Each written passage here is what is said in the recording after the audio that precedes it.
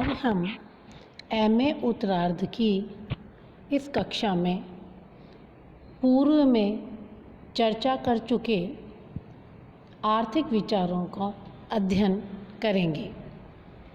हम प्राचीन काल में, चाहे वैदिक काल हो, मौर्य काल हो, गुप्त काल हो, किस प्रकार की आर्थिक व्यवस्था थी उसकी चर्चा पूर्व की कक्षा में कर चुके हैं। आज हम प्राचीन काल की भारतीय आर्थिक विचारधारा की मुख्य विशेषताओं की बात कर रहे हैं।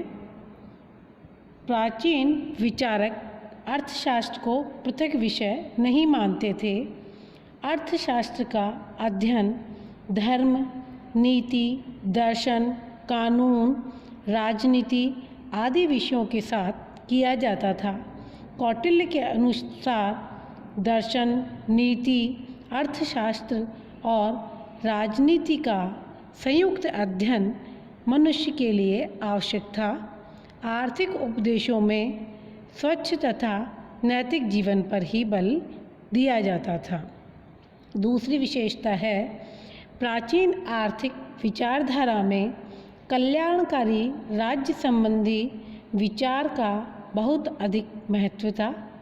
जनता की आर्थिक संपन्नता का दायित्व राज्य पर होता था। राजा का कर्तव्य केवल कानून व्यवस्था को सुरक्षित रखना ही नहीं था, वरन सभी के लाभ के लिए आर्थिक जीवन को नियमित करना था। इसी उद्देश्य की पूर्ति के लिए राज्य विभिन्न प्रकार के कानून बनाता था, जिनका एकमात्र उद्देश्य देश में कल्याणकारी राज्य स्थापित करना था। तीसरा, प्राचीन भारत में आर्थिक जीवन तथा विचारधारा का निर्देशन नैतिक तथा धार्मिक आदेशों के अनुसार होता था। उस समय औद्योगिक क्रियाएं काफ़ी सीमित थी और आर्थिक जीवन काफ़ी सरल।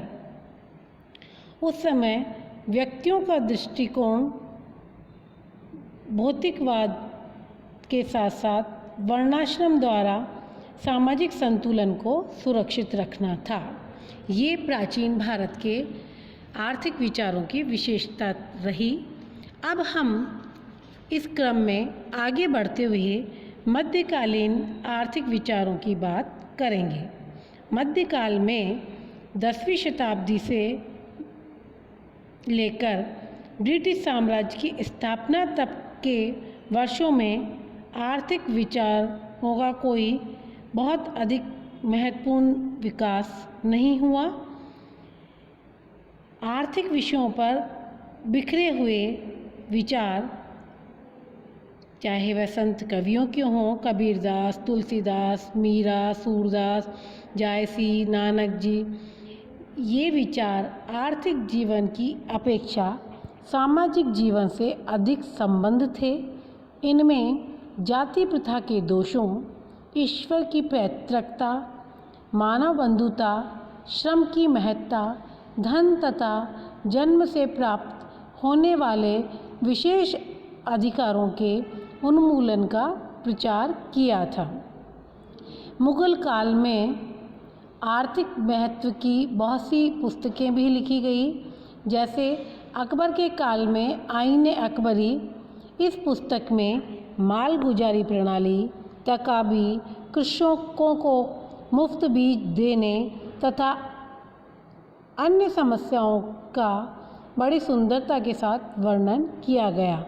इसके अतिरिक्त कीमतों तथा बाजारों के नियमन और सार्वजनिक निर्माण कार्यों पर भी प्रकाश डाला गया।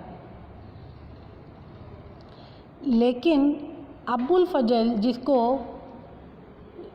जिसने मुगल काल के बारे में और मुस्लिम शासन के बारे में काफ़ी कुछ लिखा, आईन अकबरी में अबुल फजल ने कृषि लगान, व्यापार, तकाबी, ऋण, बाजार मूल्य और समाज कल्याण आदि आर्थिक विषयों पर अपने विचार व्यक्त किए।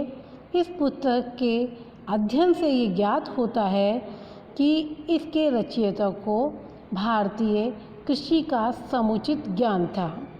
इसके अलावा भी हमें शेरशाह सूरी के समय हो या अलाउद्दीन खिलजी के समय बहुत सारी बाजार नियंत्रण प्रथा और भूमि पैमाइश ये सब देखने को मिलती है।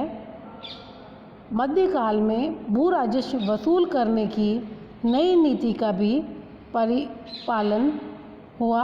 इसके अनुसार राज्य की भूमि को पूर्णतया नापने के पश्चात उसे पोलज, परती, चाचर, बंजर आदि भागों में विभक्त किया गया तथा उपज के आधार पर लगान प्रारंभ किया गया।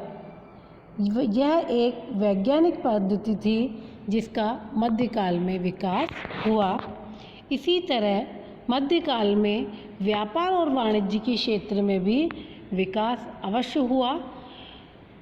फिर भी आर्थिक विचारों का कोई समुचित या सुदृढ़ रूप में विकास होना अभी शेष था।